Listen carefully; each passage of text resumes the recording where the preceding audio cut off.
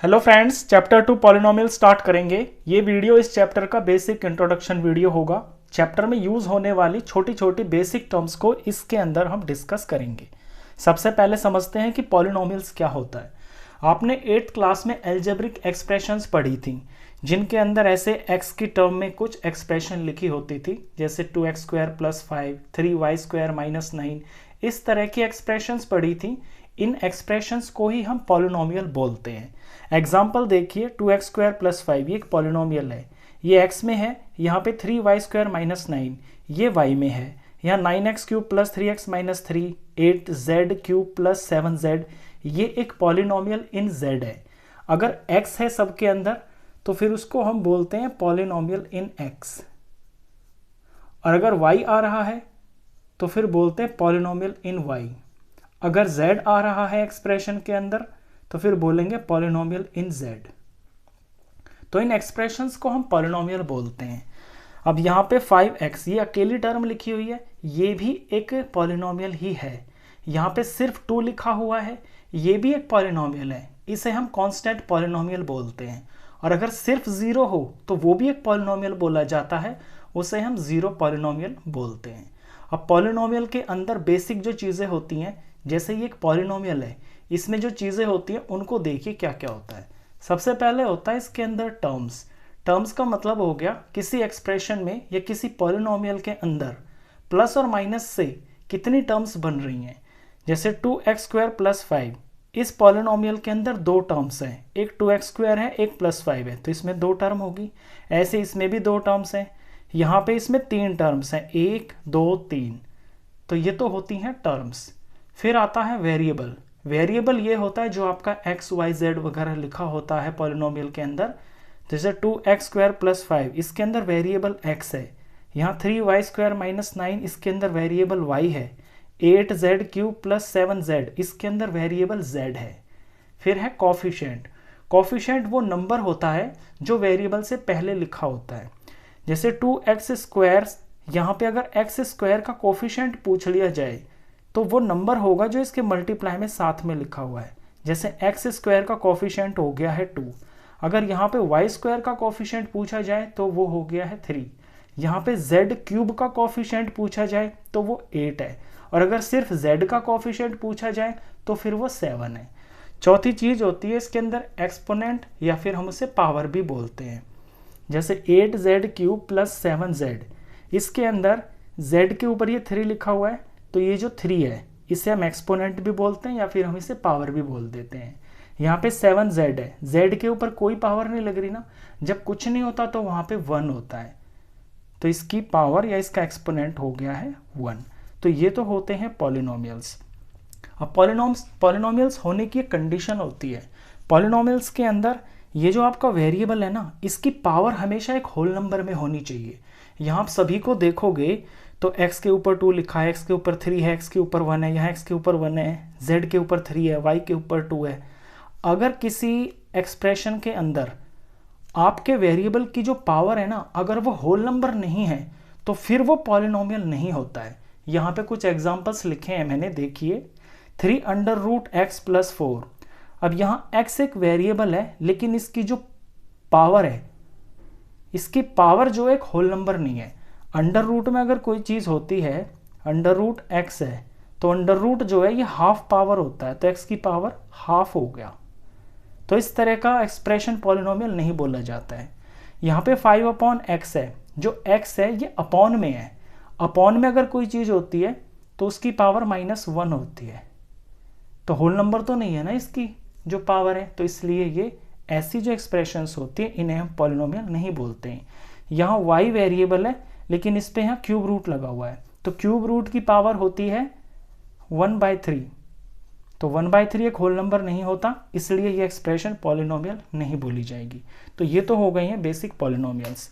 जो अकेला नंबर होता है, सिर्फ नंबर लिखा हो, उसे कांस्टेंट पॉलिनोमियल बोलते हैं, और इसकी पावर जो होती है वो 0 होती है, ये डिग्री बोलते हैं। ये मैं आगे अगला जो टॉपिक आएगा उसमें बताऊंगा। अब आते हैं इसके नेक्स्ट टॉपिक पे, जो कि है डिग्री ऑफ पॉलिनोमियल। किसी पॉलिनोमियल की डिग्री हम किसे बोलते हैं? यहाँ पे मैंने कुछ पॉलिनोमियल्स लिखे हैं। सबसे पहला देखिए 5x 9 plus 4x 6 plus 2x। अब इस पॉलिनोमियल के अंदर 3 टर्म्स हैं और इन 3 टर्म्स के अंदर जो वेरिएबल है वो x है सभी के अंदर। अब x की हाईएस्ट पावर जो यहाँ पे है वो ही इस पॉलिनोमियल की डिग्री बोली जाएगी। यहाँ x की हाईएस्ट पावर 9 है तो इसकी डिग्री हो गई है 9। इसे ऐसे हम लिखते हैं degree of polynomial is equal to 9।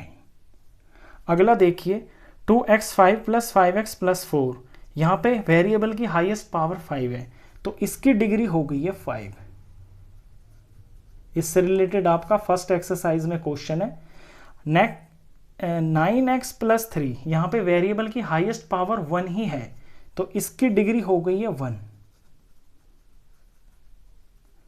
अब यहाँ अकेले नंबर को देखिए, ये जो 4 लिखा हुआ है इसमें कोई वेरिएबल तो है ही नहीं, ये सिर्फ अकेला नंबर लिखा हुआ है, यानी ये कांस्टेंट पॉलिनोमियल लिखा हुआ है। तो कांस्टेंट पॉलिनोमियल की डिग्री 0 होती है, इसकी डिग्री 0 होती है। मैं इसे जस्टिफाई कर सकता हूँ। यहाँ पे देखिए ये 4 लिखा हुआ है, यहाँ पे कोई वेरिएबल नहीं है। इसमें मैं वेरिएबल कोई ऐसे लिख भी तो सकता हूँ, कोई भी अपने पास से वेरिएबल लिख दूँ मैं, जैसे कि x लिख देता हूँ मैं इसके साथ में, जो कि छुपा हुआ है, मतलब वो हिडन है। मैं इसमें लिखें भी क्या, हम दिखाना नहीं पड़ेगा हमको। ये इनटू में x की पावर 0 लिख सकता हूँ मैं ऐसे, x की पावर में 0 लिख सकता हूँ। और मैंने बताया जो वेरिएबल की पावर होती है वही इसका मतलब डिग्री होती है, हाईएस्ट जो पावर होती है। तो 4x 0। अब किसी की भी पावर अगर 0 होती है तो वो 1 के ही तो बराबर होता है, तो ये तो फाइनली 4 ही हो गया। तो अगर हम ऐसे इमेजिन भी कर ले कि इसके साथ में कोई वेरिएबल है तो उस वेरिएबल की जो पावर होगी वो 0 ही होगी, और जो हाईएस्ट पावर होती है वही हमारी डिग्री होती है। तो अकेला नंबर अगर लिखा हो, कोई कांस्टेंट नंबर लिखा हो तो उसकी डिग्री 0 होती है। और अगर 0 लिखा हो कहीं पे, 0 पॉलिनोमियल, तो इसकी डिग्री नॉट डिफाइंड होती है। ये आप याद रखना, इसकी जो डिग्री है वो नॉट डिफाइंड होती है। तो ये तो हो गया डिग्री का कॉन्सेप्ट। अब इससे नेक्स्ट टॉपिक जो है वो है टाइप्स ऑफ पॉलिनोमियल्स। पॉलिनोमियल्स आपने समझ लिया क्या होता है, डिग्री समझ ली। अब पॉलिनोमियल्स के कुछ टाइप्स होते हैं, वो होते हैं 2 बेसिस के ऊपर। On the basis of number of terms, किसी पॉलिनोमियल के अंदर कितनी टर्म्स हैं उसके हिसाब से उसका नाम होता है। On the basis of degree of the polynomial, किसी पॉलिनोमियल की डिग्री कितनी है उसके हिसाब से उसका नाम होता है। पहले समझते हैं on the basis of number of terms. Monomial, monomial एक ऐसा पॉलिनोमियल होता है जिसमें सिर्फ और सिर्फ एक ही टर्म होती है। मैंने कुछ एग्जांपल्स लिखे हुए हैं। 5x सिर्फ एक टर्म है, 9 सिर्फ एक टर्म है, 8x³ सिर्फ एक टर्म है, 12x9 सिर्फ एक ही टर्म है। ये सारे के सारे पॉलिनोमियल्स ही हैं और सिर्फ एक टर्म के पॉलिनोमियल हैं, तो इन्हें हम मोनोमियल बोलते हैं। तो इसे हम ऐसे लिख सकते हैं कि एग्जैक्ट 1 टर्म जिसके अंदर हो उसे मोनोमियल बोलते हैं। बाइनोमियल, बाई का मतलब ही होता है 2, ऐसे ही मोनो का मतलब होता है 1। इनके मीनिंग के हिसाब से इनका नाम है। तो बाई का मतलब 2 होता है, तो बाइनोमियल का मतलब हो गया ऐसा पॉलिनोमियल जिसके अंदर 2 टर्म्स होती हैं। 3x + 2 एक टर्म ये है, एक ये है। 5x² + x ये 2 टर्म्स हो गई। 10x5 + 2x ये यहाँ पे 2 टर्म्स हो गई। यहाँ इनके डिग्री से, इनकी पावर से कोई मतलब नहीं है, कोई लेना देना नहीं है, सिर्फ ये देखना है कि इसके अंदर टर्म्स कितनी है। तो एग्जैक्ट 2 टर्म्स जब हैं किसी पॉलिनोमियल के अंदर तो उसका एक पर्टिकुलर नाम होता है बाइनोमियल। तीसरी है ट्राइनोमियल, ट्राई का मतलब ही होता है 3, यानी एग्जैक्ट 3 टर्म्स जिस पॉलिनोमियल के अंदर है उसका स्पेशल नाम है ट्राइनोमियल। एग्जाम्पल्स देखिए, 3x² + 4x + 9 3 टर्म्स हैं, इसे ट्राइनोमियल बोलेंगे on the basis of number of terms. 8x5 + 9x² + 7 इसमें 3 टर्म्स हैं, तो नंबर ऑफ टर्म्स के आधार पे इसका नाम हो गया है ट्राइनोमियल। अब दूसरा बेस समझ लेते हैं, on the basis of degree of the polynomial. अब डिग्री के आधार पे पॉलिनोमियल का हम कुछ और नाम बोल सकते हैं। एग्जाम्पल देखिए यहाँ पे 4x 3x + 5 9y - 7, ये मैंने 3 एग्जाम्पल्स लिखे हैं। इनमें आप वेरिएबल पे गौर कीजिए, यहाँ पे इसकी पावर 1 है x की, यहाँ भी x की पावर 1 है, यहाँ y की पावर 1 है। तो जिस पॉलिनोमियल के अंदर हाईएस्ट डिग्री, जिसे हम डिग्री बोलते हैं, अगर वो 1 है तो उसे लीनियर पॉलिनोमियल बोलते हैं। यहाँ पे 1 से ज़्यादा तो कुछ नहीं है ना, जो इसकी डिग्री है वो 1 ही है, यानी हाईएस्ट पावर ऑफ वेरिएबल जिसे डिग्री ऑफ द पॉलिनोमियल बोलते हैं वो यहाँ पे 1 ही है। तो ऐसे पॉलिनोमियल को लीनियर पॉलिनोमियल बोलते हैं। नेक्स्ट लाइन में इस एग्जांपल को देखिए, 6y² एक एग्जांपल हो गया, टर्म एक ही है लेकिन यहाँ पावर को देखिए 2 है। 9x² + 5 दो टर्म्स है लेकिन इसकी डिग्री 2 है। 3y² - 2, क्योंकि हम यहाँ डिग्री के आधार पे देख रहे हैं तो हमें डिग्री पे फोकस करना है। टर्म हमारी एक हो चाहे दो हो चाहे दो से भी ज़्यादा हो, यहाँ सब में जो है डिग्री ऑफ द पॉलिनोमियल 2 है। तो जिस पॉलिनोमियल की डिग्री 2 होती है वो क्वाड्रेटिक पॉलिनोमियल बोला जाता है। तीसरा देखिए, तीसरी लाइन के एग्जांपल्स को, 8x3, यहाँ वेरिएबल की पावर हाईएस्ट 3 है तो इस पॉलिनोमियल की डिग्री 3 है।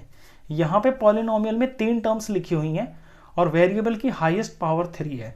यहाँ पे 2 टर्म्स लिखी हैं और हाईएस्ट पावर यहाँ पे 3 है, यानी तीनों पॉलिनोमियल्स की जो डिग्री है ना वो 3 है। तो जब किसी पॉलिनोमियल की डिग्री 3 होती है उसे हम क्यूबिक पॉलिनोमियल बोलते हैं। इस बात से कोई फर्क नहीं पड़ता कि उसके अंदर एक टर्म है या 2 टर्म है या 3 टर्म है। अगर हम on the basis of degree of the polynomial देख रहे हैं तो हमें सिर्फ उसकी डिग्री को ही देखना है। तो ये हो गया है टाइप्स ऑफ पॉलिनोमियल। अब इसके बाद जो नेक्स्ट टॉपिक है उसे देख लेते हैं। ये है जीरो ऑफ अ पॉलिनोमियल। किसी पॉलिनोमियल का जीरो क्या होता है? एक पॉलिनोमियल px = x - 5 मैंने लिखा हुआ है। साफ भाषा में बोलूं तो जीरो ऑफ अ पॉलिनोमियल होता है एक ऐसा नंबर जिसे हम वेरिएबल की जगह रख दें अगर, तो आंसर हमारा जीरो आ जाएगा। यहाँ पे देखिए x - 5 है, अगर मैं x की जगह पे कोई ऐसा नंबर रख दूं ताकि ये सारा मिलके मेरा जीरो बन जाए, तो वो जो x की वैल्यू होगी वो ही मेरा जीरो ऑफ द पॉलिनोमियल होगा। इसे सिंप्लीफाई हम ऐसे कर सकते हैं कि x - 5 को हम जीरो के बराबर रख लेते हैं, तो यहाँ से x की वैल्यू पता चल जाएगी, ये माइनस का 5 इधर आ जाएगा प्लस का 5, यानी x की जगह पे अगर हम 5 रख लेते हैं तो हमारा सारा आंसर जीरो आ जाएगा। रख के दिखा देता हूँ, ये मैंने 5 फिल कर लिया और आगे -5 लिखा हुआ है, 5 से 5 खत्म होके जीरो आ गया। तो 5 एक ऐसा 5 जो वैल्यू है ये ऐसी वैल्यू है कि यहाँ x में रखने से ये सारा जीरो बन जाएगा, इसे बोलते हैं जीरो ऑफ अ पॉलिनोमियल। एक एग्जांपल और देख लीजिए, इन्हें हम रूट भी बोलते हैं। जैसे हम रूट्स निकालते थे ना इक्वेशंस का, उसी तरह से इसको हम रूट भी बोलते हैं। अब क्योंकि ये लीनियर पॉलिनोमियल है, यहाँ पे हाईएस्ट पावर जो है वो 1 है, तो इसका जो जीरो है वो भी एक ही आएगा, सिर्फ एक ही आएगा। अब एक ऐसा एग्जांपल देख लीजिए जिसकी पावर यहाँ पे 2 है, यानी इस पॉलिनोमियल की जो डिग्री है वो 2 है। जब डिग्री इसकी 2 है तो ये क्वाड्रेटिक पॉलिनोमियल हो गया है, तो इसके जो रूट्स हैं या फिर मैं बोलूँ जीरो हैं वो भी 2 आएंगे। सिंप्लीफाई करते हैं, इस चीज को मेरे को जीरो के बराबर रखना है और इक्वेट करना है। इधर रख लेता हूं मैं, तो x² हो गया माइनस इधर जाके प्लस का 4 हो गया, ये स्क्वायर हटेगा तो इधर जाके ये अंडर रूट हो जाएगा। और अंडर रूट में हमारी वैल्यूज 2 आती हैं हमेशा, एक प्लस की और एक माइनस की, और 4 का स्क्वायर अंडर रूट जो होता है स्क्वायर रूट ये होता है 2। तो यहाँ मेरे जो x है ना ये 2 पॉसिबल हैं, या तो +2 भी हो सकता है या -2 भी हो सकता है। दोनों केस में आंसर जीरो आ जाएगा। मैं चेक करके ही दिखा देता हूँ। पहले मैं 2 रख लेता हूँ, 2 का स्क्वायर -4, तो ये 4 - 4 0 आ गया। अब मैं -2 रख लेता हूँ, -2 का स्क्वायर -4, तो माइनस का नंबर है अगर उसका स्क्वायर भी करते हैं तो 2 बार मिलके वो प्लस बन जाता है, -2 × -2 ये प्लस का 4 ही बन जाएगा। आगे -4 है, यहाँ भी 0 आ गया। अगर ये क्यूबिक पॉलिनोमियल होता तो इसके मेरे 3 रूट्स निकलते, यानी 3 जीरोस होते हैं इस पॉलिनोमियल के। तो ये बड़ा इंपॉर्टेंट टॉपिक है, इससे रिलेटेड बहुत सारे क्वेश्चंस आप एक्सरसाइज में करने वाले हैं। अब इस चैप्टर का लास्ट टॉपिक, सॉरी चैप्टर का नहीं, इस इंट्रोडक्शन का लास्ट टॉपिक है ये, पॉलिनोमियल इन मोर देन 1 वेरिएबल। अभी तक आपने जितने भी पीछे पॉलिनोमियल्स देखे हैं इस वीडियो के अंदर, उन सब में या तो सब में x ही था या सब में y था, ऐसा नहीं था कि एक से अलग वेरिएबल हो। लेकिन क्या हो, अगर किसी पॉलिनोमियल में एक से ज़्यादा वेरिएबल हो, जैसा कि आप यहाँ एग्जाम्पल देख रहे हो 2x³ + 3y² + 8z + 3, यहाँ पे x भी है, यहाँ पे y भी है, यहाँ पे z भी है। तो इस तरह के पॉलिनोमियल को हम बोलते हैं पॉलिनोमियल इन मोर देन वन वेरिएबल। और इसमें कुछ खास इसके बारे में बताने के लिए कुछ है नहीं, इससे रिलेटेड कोई क्वेश्चन आपका आएगा भी नहीं, ये जस्ट आपकी जानकारी के लिए था। तो इंट्रोडक्शन खत्म, एक्सरसाइज के लिए मिलते हैं नेक्स्ट वीडियो में।